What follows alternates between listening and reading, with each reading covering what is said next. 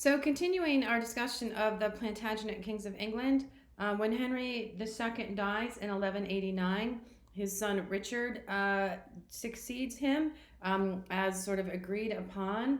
And Richard, as we'll see, and then his brother John, unfortunately, in spite of at least Richard's best attempts, have a really difficult time maintaining that sort of territory we're calling the Angevin Empire. And gradually we'll start to see them lose control of most of their possessions in the French continent.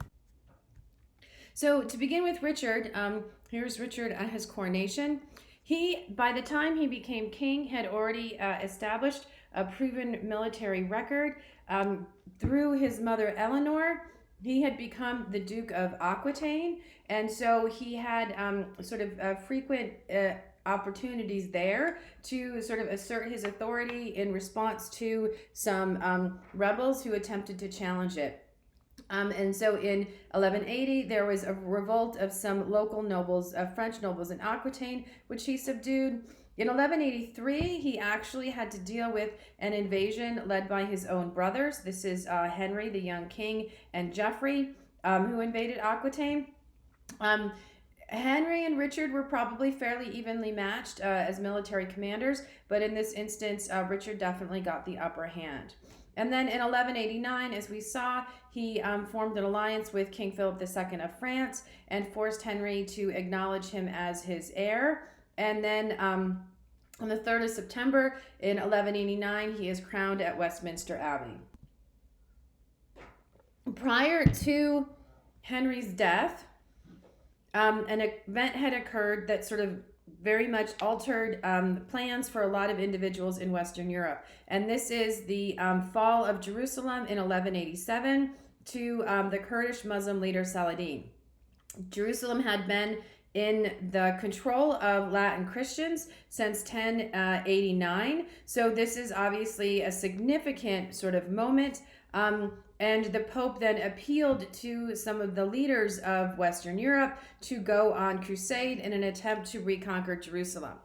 Henry II and Philip II had agreed to go, but before Henry could do anything, he dies. And so Richard sort of takes up his father's oath. Henry had raised an enormous amount of money under what he called the Saladin tithe.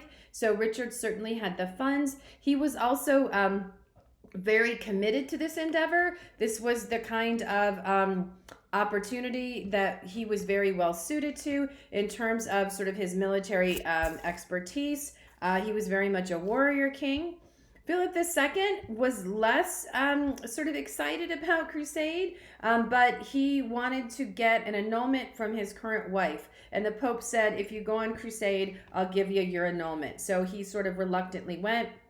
The third major figure is Frederick Barbarossa, the Holy Roman Emperor.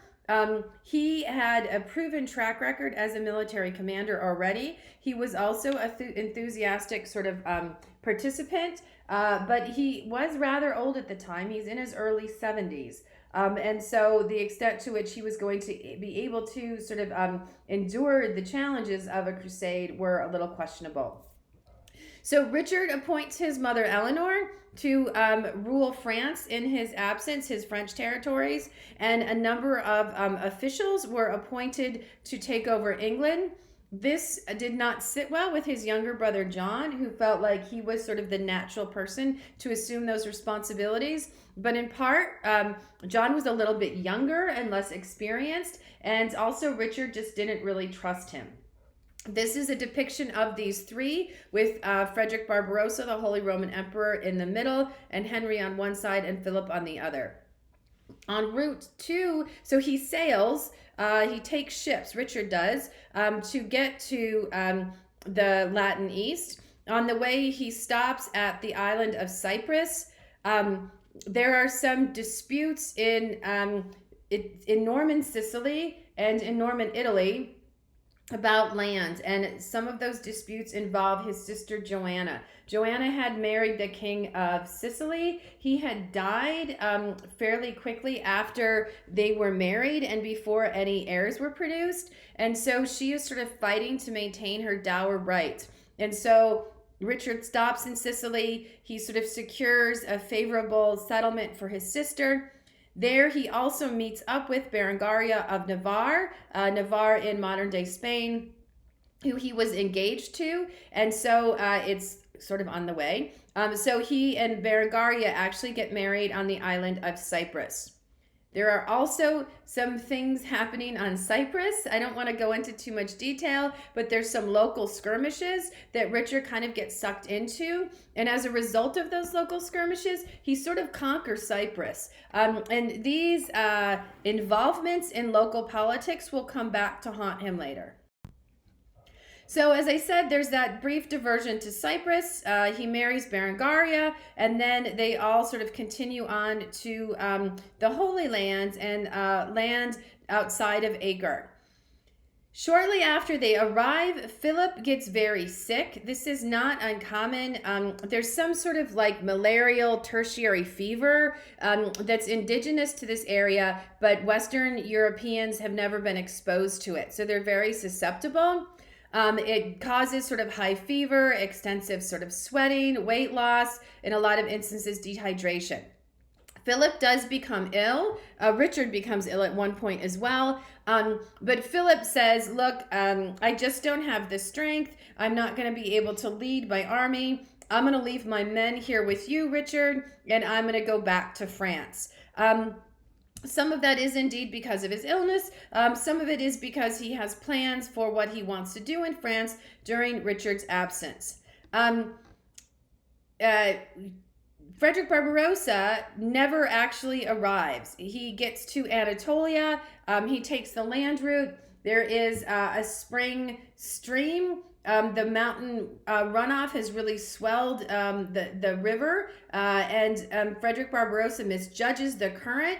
He tries to ford the river, and he is carried away on the current, and he drowns. And he was a very beloved figure amongst his men, so most of the German army returns.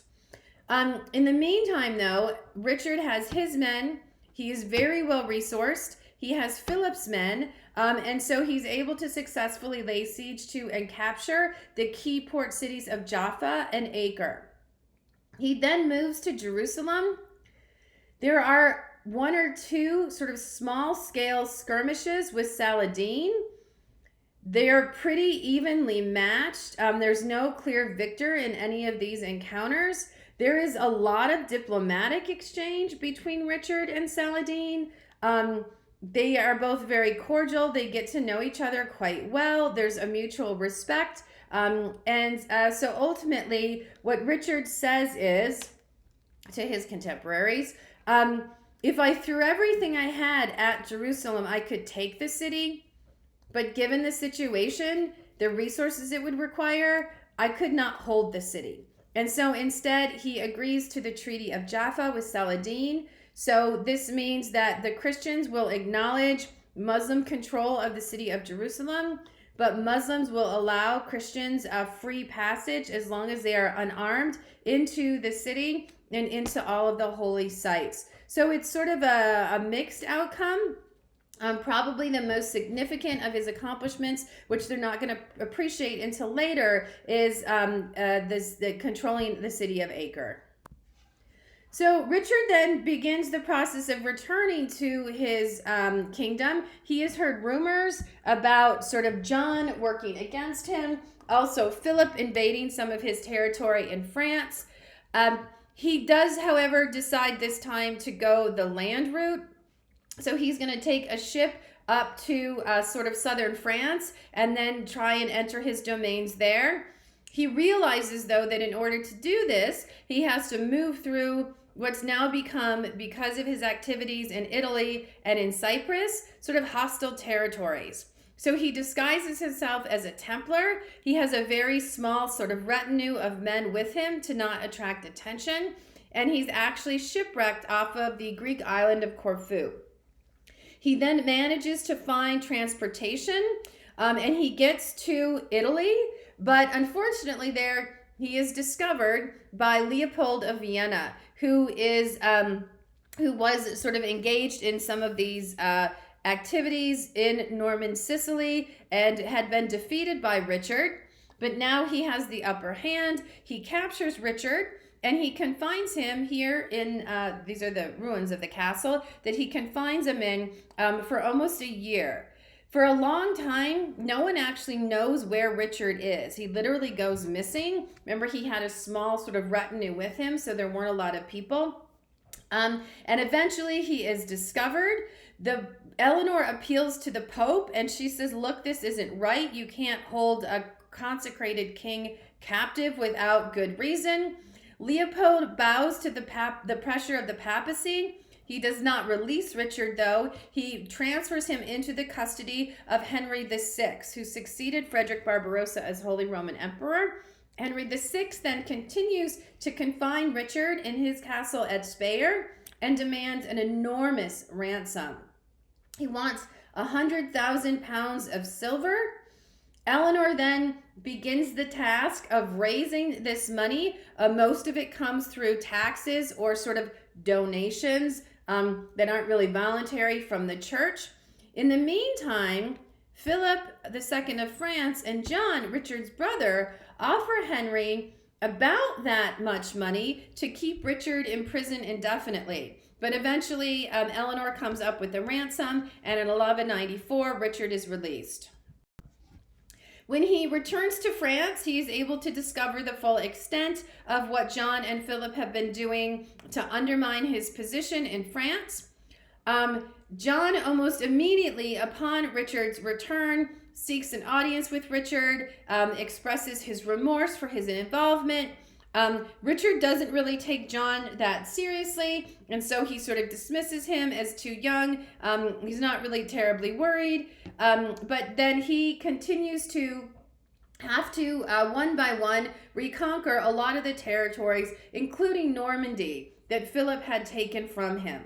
So in 1195, John sort of apologizes and submits to Richard's authority. By 1198, Richard has regained almost all of his lost possessions on the French continent.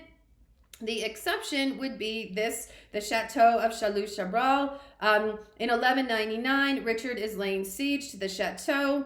He gets a little close to the ramparts, and a crossbowman is able to wound him in the shoulder with an arrow. This is not a fatal wound, but shortly after, the wound gets gangrenous and Richard dies. So this is unexpected. Richard has been married to Berengaria for a short time. He spent a fair amount of that time in prison. They do not have any children. He had designated his brother Geoffrey's son Arthur to be his successor. That was about 10 years ago, when it really just seemed like a possibility, not a probability. So there are going to be some questions about succession. In the meantime, overall, the estimation of Richard, this is Richard the Lionheart. He becomes this sort of larger than life heroic figure in English imaginary legends. But in terms of sort of his pragmatic or practical contribution to the Kingdom of England, it's pretty limited. He obviously is a proven military commander that allows him to maintain control of those possessions in France and that part of the Angevin Empire. He commands the loyalty and respect of all of his men. However, he makes very few contributions to any of these sort of constitution or legal developments that we have seen so far with some of his predecessors. He is extremely well educated. He does write a number of sort of chansons, of sort of troubadour poems. He definitely cultivates sort of an accomplished court, but he spends 6 months of his 10-year reign on English soil. So he very much is sort of, his attention is directed to the Crusades and to France. And so England sort of continues to function without him, but he doesn't really make too many sort of alterations or positive contributions. And in fact, his military agenda results in the depletion of the treasury, a lot of very, very heavy taxes that really sort of burden the people. And that's going to be sort of an issue that John's going to have to deal with moving forward. So when Richard dies, there were these questions about succession. Hereditary succession was the norm, but it wasn't necessarily determined how that succession would proceed. So it would come from within the family, but was it a strict sort of father-son, or could you go to a collateral branch like a nephew? So how who got precedence? In this instance, you have two potential contenders. So John, Henry II's youngest son. You also have Richard's nephew. So this is Henry II's grandson, Arthur. Arthur was Count of Brittany. He was only 12 when Richard dies, so obviously his youth works against him. The English barons favored John because he was a known quantity. They were very familiar with him. They were also familiar with some of his shortcomings. And one of the formulas we see in English history is the stronger the king, the weaker the barons. The weaker the king, the stronger the barons. So for those nobles or barons who wanted more authority, sort of a weak king was not the worst thing to have. The other thing working against Arthur was because he grew up in Brittany, he was very much sort of viewed as French, and he was supported by Philip II. And obviously Philip II and Richard were enemies, so that also sort of questions where Arthur's loyalties are going to lie moving forward. They do engage in some military confrontation. In 1202, Arthur is captured by John at the castle at Mirabeau. He's imprisoned. We do not exactly know what happens to him, but we do know that shortly after he's confined, it is revealed that he is dead. He was most likely killed. He was most likely killed at the orders of John. Some chroniclers suggest that John actually did it himself. I don't think that's ever been proven, but we do know he was removed from the situation. And that's a pretty brutal act for a Plantagenet king that really is unprecedented. His sister Eleanor is also imprisoned by John, even though she's only like 15. But John's fear is that if someone were to marry her, then they can claim the crown through her. So she's kept in prison for the rest of her life, I think for like 20 or 30 years. So John has a number of challenges that he has to deal with close to home. The first is an extended dispute with Pope Innocent III. The Archbishop of Canterbury dies. The community of Canterbury chooses a replacement. John does not like the person they choose, so John says, I'm not going to recognize your choice. He picks someone else instead. This is the type of sort of dispute between church and state that's been going on for decades now that they can't seem to resolve. The church claims to have authority over church positions. Secular rulers also claim to have authority over church positions. So Innocent III then uses a number of the tools in his papal arsenal to try and get John to back down. He excommunicates him. This means that John can't set foot in a church. He can't go to confession. This does not bother John at all, so that doesn't really work. The more powerful tool that the Pope has is interdict. This means that essentially everyone in England is excommunicated. So all the churches are closed, all the bells are silenced. If you have a baby during this period, you cannot baptize that baby. You cannot get buried. If you die, you cannot receive last rites. So this is a much more powerful tool in terms of sort of shaping public opinion and putting pressure on the king. Again, it really fails. John spends about 7 years of his rule personally excommunicated, and a number of those years, England itself is under interdict.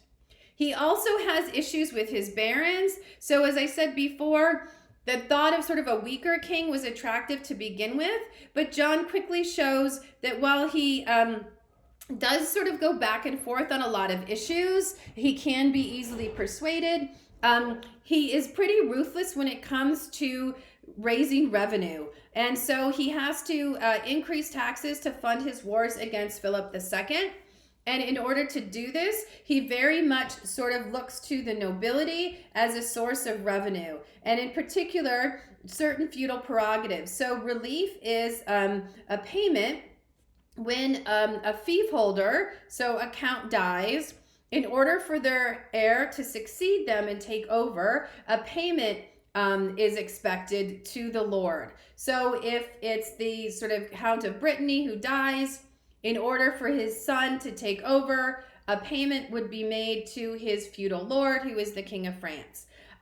In this instance, it's these English nobles who John sort of arbitrarily increases the amount of these payments. Similarly, if a woman inherits a fief, which she can, and her husband dies, she retains control of that fief.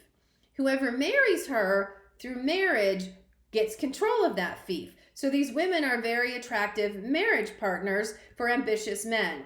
And so there are a number of instances when John literally sort of sells widows to the highest bidder to raise money so he can fund some of these wars. And this abuse of these sort of traditional customary rights of the king is something that's going to be sort of at the heart of his conflict with his barons. So these are sort of prerogatives that his predecessors have enjoyed, but John really takes things too far.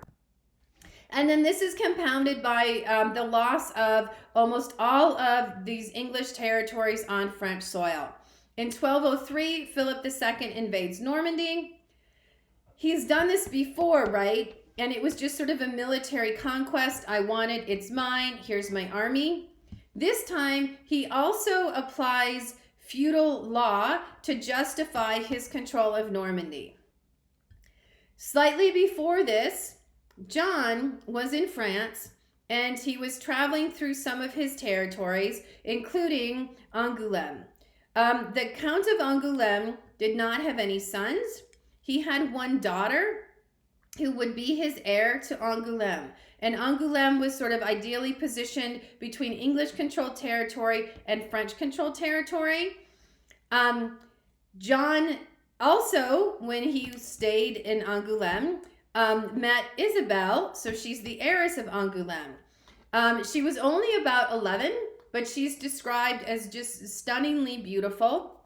She had been engaged for about 5 years already to a neighboring noble, and this engagement in the Middle Ages is almost as binding as a marriage. It's not quite, but it's almost. John convinced her father to let him marry her. This then, they immediately consummated the marriage, so it was a legally binding marriage and it could not be disputed. However, her jilted fiancé appealed to Philip II.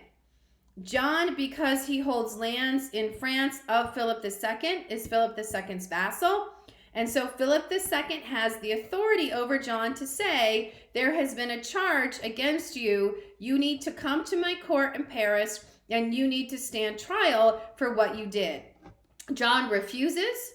So Philip then says all his lands in France, including Normandy, are forfeit. So Philip not only has the military conquest as a way to claim the right to Normandy, he has this sort of feudal law working in his favor as well. The other factor that undermines John is in 1204, his mother Eleanor dies. A lot of the nobles in France, particularly in southern France and the Aquitaine, remain loyal to John, not because of John, but because of Eleanor. And so once she's out of the picture, they sort of switch sides and they ally with Philip II. John tries to come up with sort of a plan, a way to retake some of these lost territories from Philip. And so he forms an alliance with a group of very powerful individuals who also dislike the King of France. So this includes the Count of Flanders and the Holy Roman Emperor and the Count of Boulogne. So the plan is that these nobles, who are all sort of based in the north of France, right outside of France, are going to invade from the north. And then John is going to mobilize an army. He's going to use Aquitaine as his base of operations, and he's going to invade from the south. They're going to time this two-prong attack so that Philip is forced to divide his army and weakening his own position. The northern forces proceed. They meet up with Philip at the Battle of Bouvines in 1214. John never shows up, so the whole plan sort of falls apart. And since Philip has his entire army with him, He annihilates the anti-French coalition at Bouvines, and this is sort of the turning point. After this, very few of those English possessions on French soil will remain within the control of the English. And you can see this is a depiction here of Philip in the blue with the fleur-de-lis fighting against this anti-French coalition. So in all of these compound to force the nobles, sort of the leading nobles or barons of England, to rebel against John. He is so weakened that he realizes he cannot take a military stand in opposition. He agrees to meet them at the field of Runnymede on June 15th. They present him with a list of demands, which eventually are sort of written down. And this is one of the extant copies. I think this is the one that's at the Cathedral of Salisbury, the Magna Carta, or the Great Charter. Great not meaning like because it's important, great because it's just really, really big. This does become an essential piece of English law moving forward. It is often also interpreted or viewed as sort of the precursor to the Declaration of Independence. It is not. This is not about establishing independence or autonomy. This is just about curbing the powers of the king and gaining more of a voice for the leading nobles of England. There is very little sort of large sweeping principles about rights and privilege. It's much more just sort of nitty gritty about this is the amount of relief you're able to expect. If a widow if a woman is widowed, you cannot force her to remarry. So it does sort of make important strides towards limiting the power of the king, but there is no mention here in any way, shape, or form of peasants. There's no mention of anything like God-given freedoms. It just very much is an attempt to curb the authority of the king and to improve sort of the situation of the nobility. So it does establish a due process of law. These are sort of elements of English common law that do inform sort of our law system, our legal system today. So you cannot imprison someone without a trial, that everyone has the right to due process. So you have to follow a particular procedure before you can put someone in prison. It does limit John's ability to tax, and this is going to be really important moving forward. It says that there are certain things the king can raise money for: knighting his eldest son, marrying his eldest daughter. Any other arbitrary tax he wants to levy, he has to get the consent of a certain group of leading nobles and leading members of the church. He has to call them together. He has to request their permission. And then they have to give said permission before he's able to levy that tax. And so they're not saying we have a right to govern, we should have a say in sort of what you do on a day-to-day basis. However, what they are saying is that they should have some control over taxation. And moving forward, that's actually going to be key to the evolution of this notion of a community of the realm, that certain decisions in governance are made by consensus of sort of these leading nobles and leading members of the church along with the king. So you're not going to ever have absolutist monarchy in England the way you do in France. And eventually, this is going to become sort of the foundation for Parliament. So a government that to a certain degree is limited and is forced to sort of consult with some of these other leading members of England.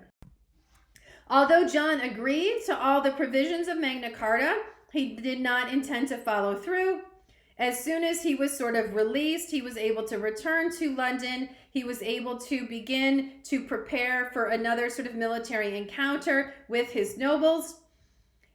The barons saw military conflict as inevitable, so they actually appealed to King Philip II. They said, look, we are done with him. We do not want him as our king. Philip had a son, Louis. They said, if you if you send Louis in with an army, we will join you and we will acknowledge Louis as the King of England. And the fact that they were willing to put a Frenchman on the throne of England shows you exactly how much they despised John.